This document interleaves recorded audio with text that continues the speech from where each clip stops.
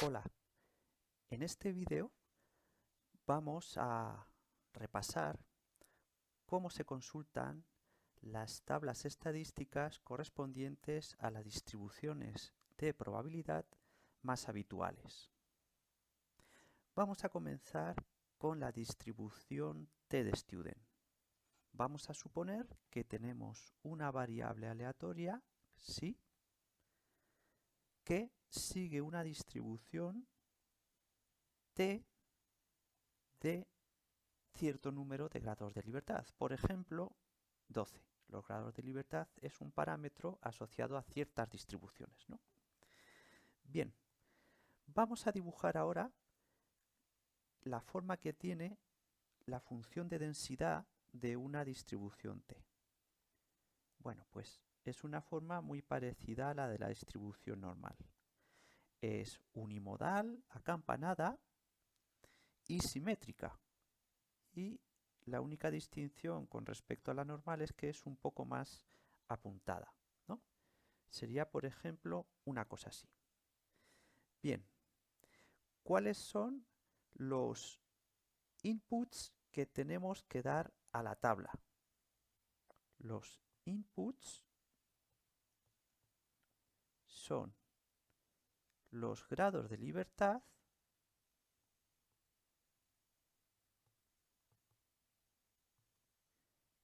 y una probabilidad, una masa de probabilidad.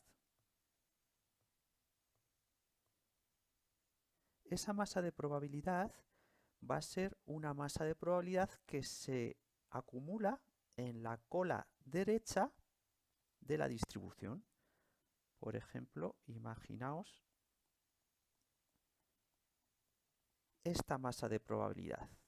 Imaginaos que toma un valor pues de 0,05. Bien, ¿y cuál es el output? Es decir, ¿qué nos dice la tabla?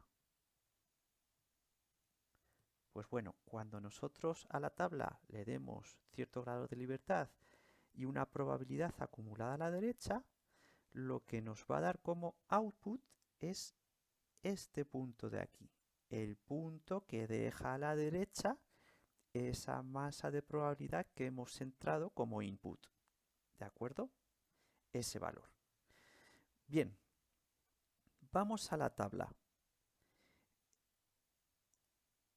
Esta es la tabla de la distribución t-de-student que estamos utilizando, que vamos a utilizar durante el curso, y vamos a señalar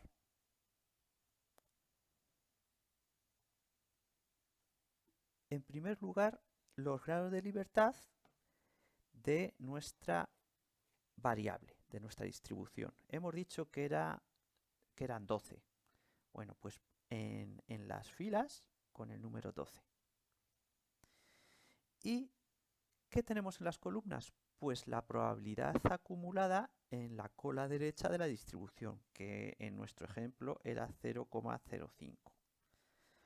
Bueno, pues la intersección entre este 0,05 y estos 12 grados de libertad es este valor 1,782. Bien, pues si vamos de nuevo a nuestro ejemplo, ese 1,782 es ese valor que deja a la derecha una probabilidad de 0,05 en una t de 12 grados de libertad.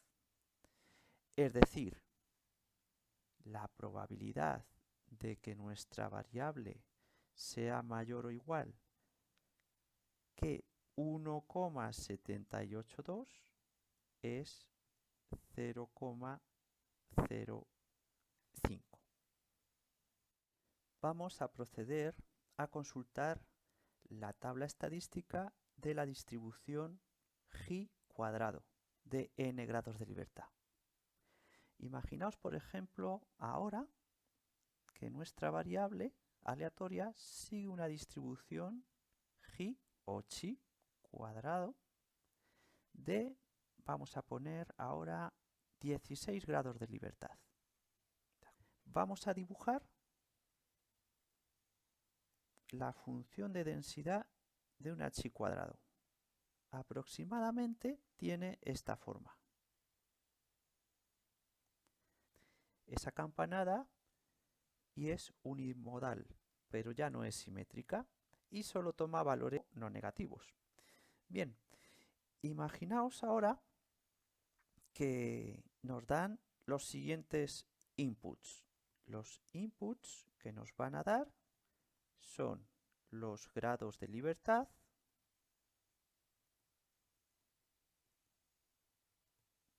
que en este caso son 16, y de nuevo nos van a dar una probabilidad, que es la probabilidad que se acumula en la cola derecha de la distribución.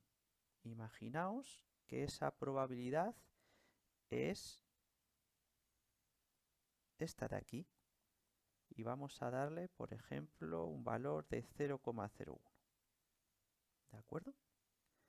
Bueno, pues como antes, ¿cuál va a ser el output que nos proporciona la tabla? La tabla nos va a devolver este punto, que es el valor de la variable que deja a su derecha esa masa de probabilidad a la que hemos dado entrada como input. ¿De acuerdo? Bien, vamos a la tabla. Por filas, los grados de libertad. Bien, tenemos que poner 16. Entonces, grados de libertad, aquí los tenemos, 16. Y probabilidad que queda a la derecha de la distribución, 0,01. Bueno, pues como siempre, trazamos la intersección y obtenemos un valor de la tabla, que es 32. Bueno, ¿qué es ese 32? Pues si volvemos a nuestro problema, 32 es este valor que buscábamos, ¿de acuerdo? Es el valor que toma la variable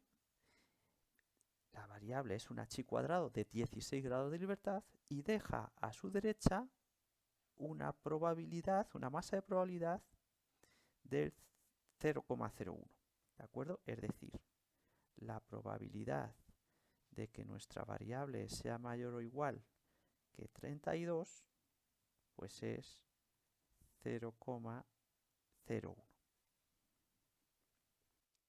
Pasamos ahora a la distribución f, f de Fisher o f de Snedeker. Bien, vamos a suponer que tenemos una variable xi que en esta ocasión sigue una distribución f de n grados de libertad en el numerador.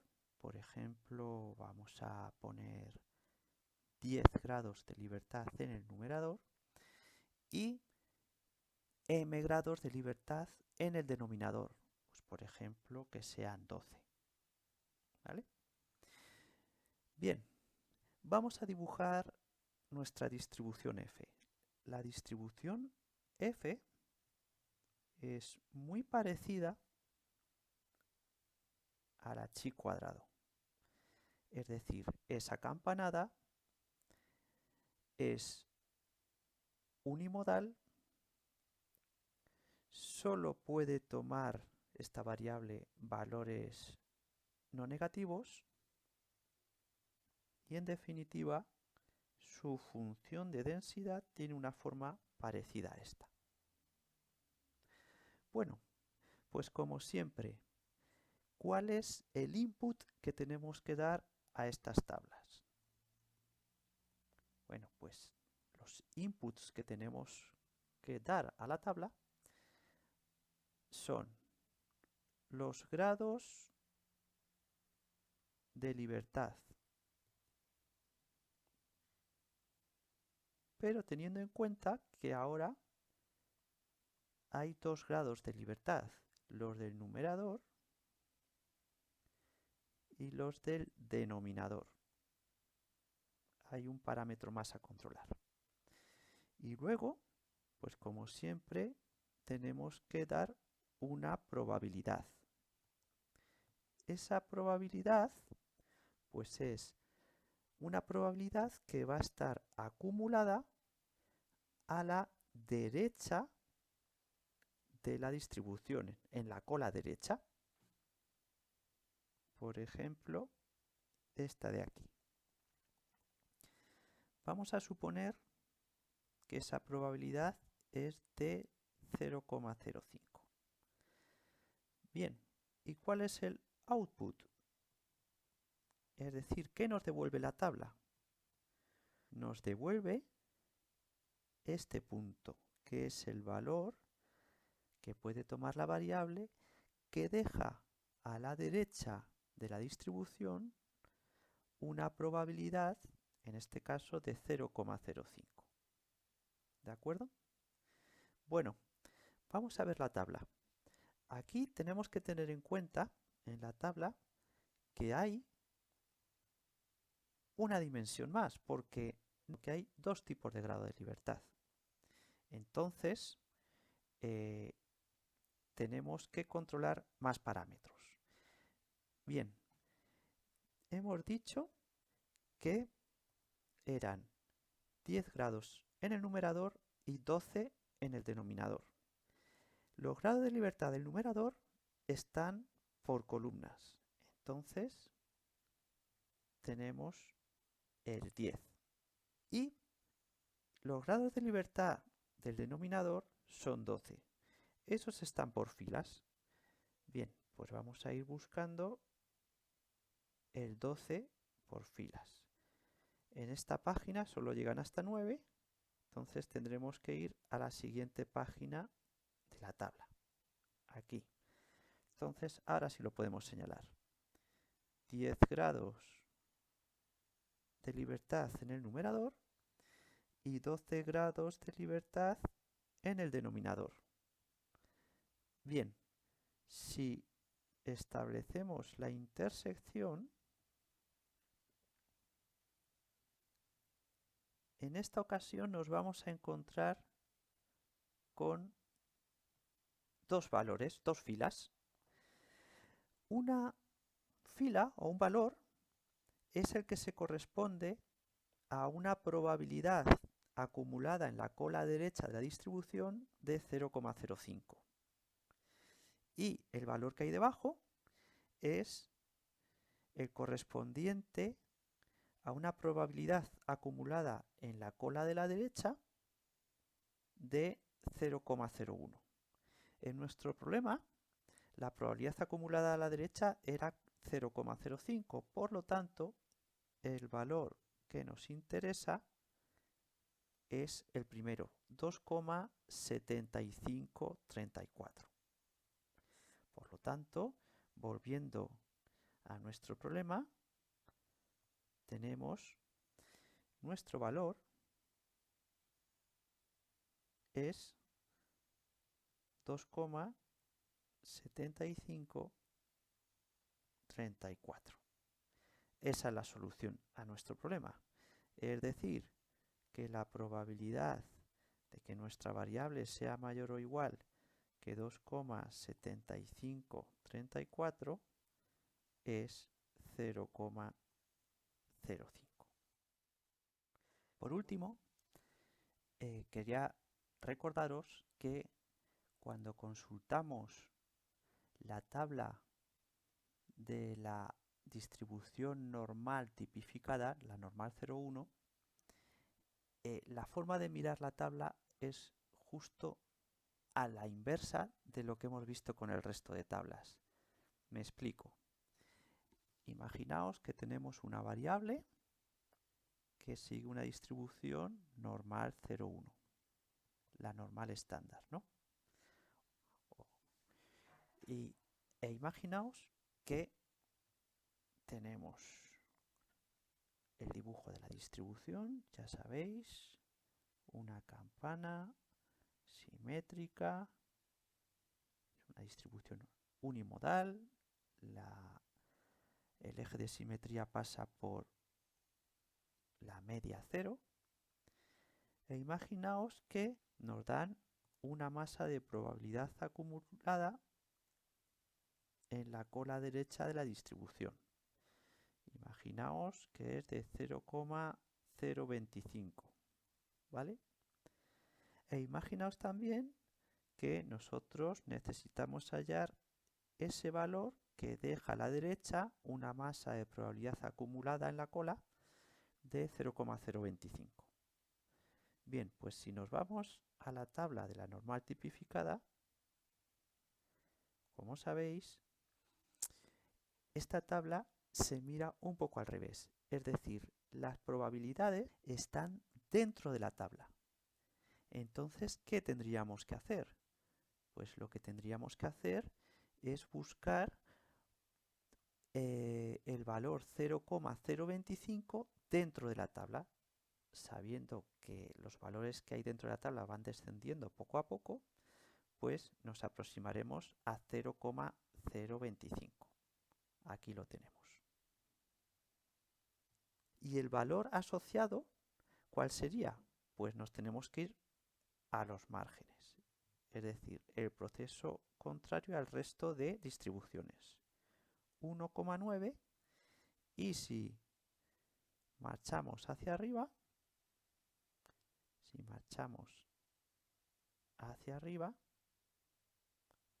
pues veis que tenemos aquí 0,06.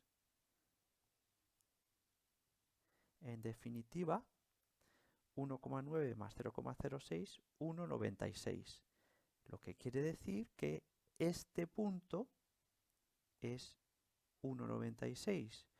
O lo que es lo mismo, la probabilidad de que nuestra variable normal 0,1 sea o tome un valor mayor o igual que 1,96 es 0,025. Entonces tened en cuenta siempre esto. En la normal 0,1 la tabla se consulta de modo inverso a cómo se consultan el resto de tablas. La de la T de Student, la Chi de cuadrado y la F de Snedeker.